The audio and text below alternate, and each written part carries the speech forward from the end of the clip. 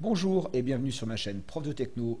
Aujourd'hui, dans cette petite série, je vous présente l'épisode 2, c'est-à-dire l'intégration de mon inverseur de source automatique dans mon tableau électrique.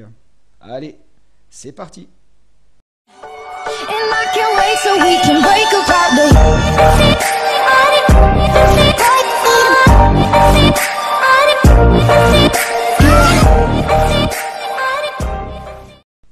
Aujourd'hui, dans cet épisode 2, nous allons regarder ce qui se passe dans mon tableau électrique au niveau de la première ligne de ce tableau, donc c'est-à-dire l'intégration de mon inverseur de source automatique avec les deux relais compteurs Wi-Fi. Je vous propose dans cette vidéo de voir à quoi ressemble le schéma de câblage et puis ensuite une petite vidéo explicative de mon tableau dans les grandes lignes. Je tiens encore à préciser que ce n'est pas un placement de produit puisque tous ces modules que je vous présente, je les ai achetés. Donc je vous demande de vous référer aux vidéos précédentes qui sont présentes sur ma chaîne YouTube. Eh bien, il est désormais temps de passer au schéma de câblage. Alors, la ligne dans mon tableau, voilà, c'est une ligne composée de deux contacteurs compteur d'énergie Wi-Fi compatible Smart Life avec au centre ici mon inverseur de source automatique. Donc pour pouvoir faire le câblage plus facilement, en tout cas le schéma, eh bien je vais dissocier cette ligne de cette façon-là. Donc voilà le matériel dissocié. Alors avant de commencer, je tiens à vous signaler que pour toute manipulation, pour tous travaux dans votre tableau électrique, il faut impérativement que vous coupiez l'alimentation de votre fournisseur d'énergie à partir de votre disjoncteur de branchement. Et de la même façon, il faut que votre batterie lithium fer phosphate soit totalement éteinte. Alors, commençons.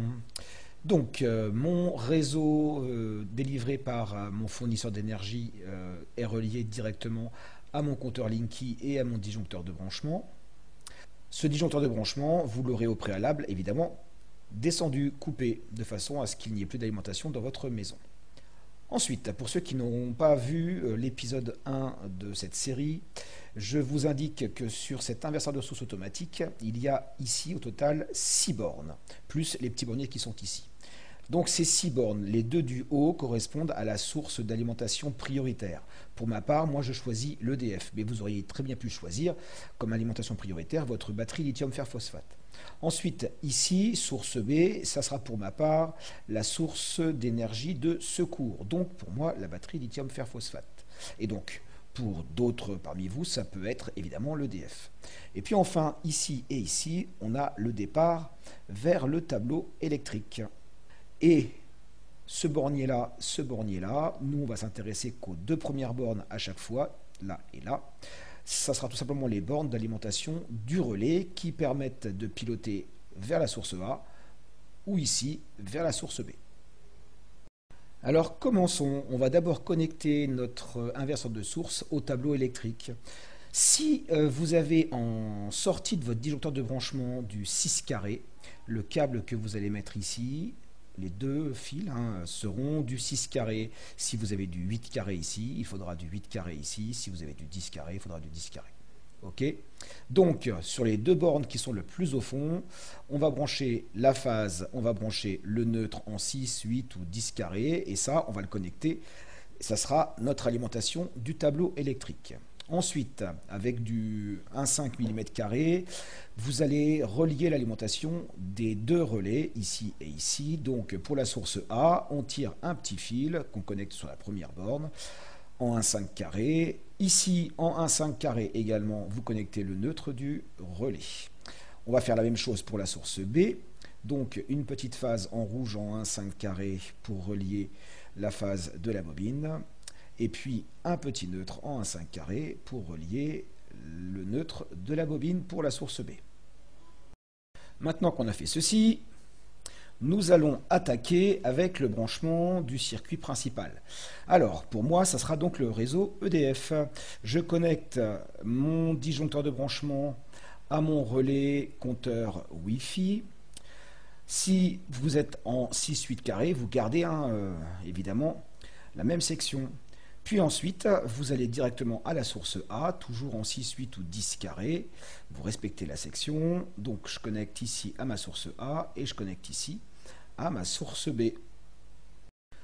On va passer maintenant à la connexion du circuit de secours. Alors moi, j'ai choisi de placer une batterie lithium fer phosphate. Vous auriez pu placer aussi un groupe électrogène avec du carburant, des panneaux solaires avec un onduleur, bref, voilà, tout est possible. Moi, ça sera donc une batterie, quand je vais la recevoir, lithium fer phosphate.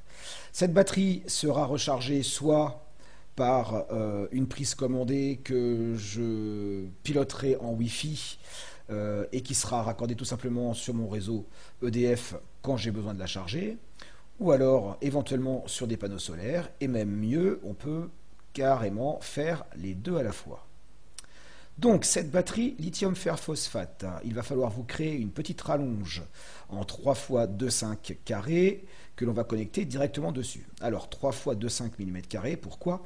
Parce qu'en fait nos batteries lithium fer phosphate ne peuvent nous sortir que 20 ampères, c'est-à-dire environ 3600 watts. Si vous sortez au-dessus de 3600 watts, il est clair que là la section elle va pas aimer si on est en 2,5. Mais de toute façon, nos batteries lithium fer phosphate sont pourvues d'un système de sécurité. Donc si on dépasse 3600 watts, par exemple, pour celle-ci, eh bien il est clair qu'elle se mettra en sécurité. Il faudra aussi ici créer un petit scénario pour demander à notre compteur Wi-Fi, s'il détecte une intensité au-delà de 20 ampères, il coupe le contact ici en dessous. Comme ça, on est tranquille, on n'alimentera pas notre tableau électrique. D'ailleurs, j'en profite pour vous signaler qu'il faudra ici créer un petit scénario de façon à ce que notre compteur ici Wi-Fi puisse se couper lorsque on dépasse l'intensité maximale. Alors chez moi, c'est de l'ordre de 58 ampères, je crois. Donc je pourrais régler 60 ampères. Voilà. Bon, continuons sur notre alimentation de secours. On va aller vers la source B, donc je tire ma ligne vers la phase de la source B et je tire mon neutre vers le neutre de ma source B. Voilà, le schéma électrique est maintenant complet. J'ai oublié de préciser une ou deux petites choses. Évidemment, là, la rallonge, elle est en 2,5 mm², ce qui veut dire que là, à la sortie de votre relais compteur Wi-Fi, on est aussi en 2,5 mm².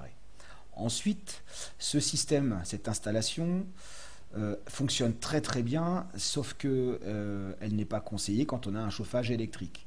En tout cas, elle n'est pas conseillée d'être en mode automatique. Ici, là, je suis en mode automatique. Dans ces cas-là, il faut relever pour être en mode manuel. Et ici, ça sera l'utilisateur qui basculera de la source A vers la source B. Alors pourquoi? Parce que si on est en mode automatique avec un chauffage électrique, on va à chaque fois dépasser largement les 20 ampères que peut nous produire la batterie lithium fer phosphate, et à chaque fois, elle se mettra en sécurité. Donc de toute façon, ça se coupera systématiquement.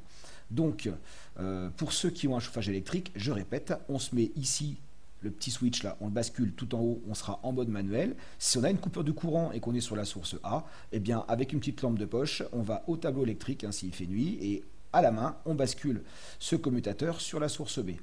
En ayant pris soin au préalable, si on est en chauffage électrique, d'avoir baissé avant les disjoncteurs du chauffage électrique, pour au moins avoir de la lumière, pour au moins avoir le four micro-ondes qui fonctionne, la télévision, etc. Voilà, pour les 2-3 petites choses que j'avais oubliées. Eh bien, c'est le moment de vous présenter ça en vidéo. Alors, voici mon tableau électrique. Sur les lignes du bas, vous voyez toutes mes protections. Et puis, en haut, ici, j'ai ma ligne qui va me permettre de piloter la source d'alimentation. Donc au centre, de là à là, j'ai mon inverseur de source automatique. Ici, j'ai un relais compteur d'énergie Wi-Fi compatible Smart Life ou Tuya. Ici, j'ai un autre relais compteur Wi-Fi compatible Smart Life également. Ce compteur arrive ici directement dessus le réseau de mon fournisseur d'énergie, donc pour moi c'est l'EDF, et repart à la source A ici sur mon inverseur de source automatique. Ce second relais compteur Wi-Fi arrive dessus ma prise avec mon câble qui sera branché donc sur ma batterie lithium-fer phosphate et repart en dessous à la source B de mon inverseur de source automatique. Et ensuite, de l'inverseur de source automatique, je pars directement à mon tableau. Voilà comment ça se présente. Alors, comment ça fonctionne? Donc, pour l'instant, ce relais, il n'est pas alimenté, hein, vous le voyez, le petit voyant en haut n'est pas allumé, parce que j'ai tout simplement, pour l'instant, pas de batterie lithium-fer phosphate. Ici, on voit qu'il est allumé parce que mon réseau d'alimentation par mon fournisseur d'énergie, lui, il est branché dessus. Si j'ai là-dessus une batterie lithium-fer phosphate, eh bien, qu'est-ce qui va se passer? Le jour où j'ai une panne de courant ici, là, on va basculer directement, clac, clac, si je suis en automatique. Alors, pourquoi j'ai mis 2 relais?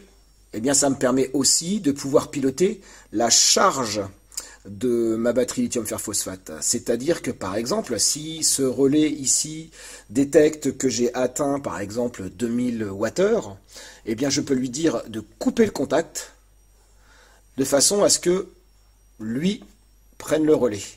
Et sur une prise commandée que j'aurai connectée à ma station lithium-fer phosphate, eh bien, je pourrai tout simplement recharger ma batterie. Je vous remercie d'avoir suivi cet épisode sur ma chaîne Prof de Techno.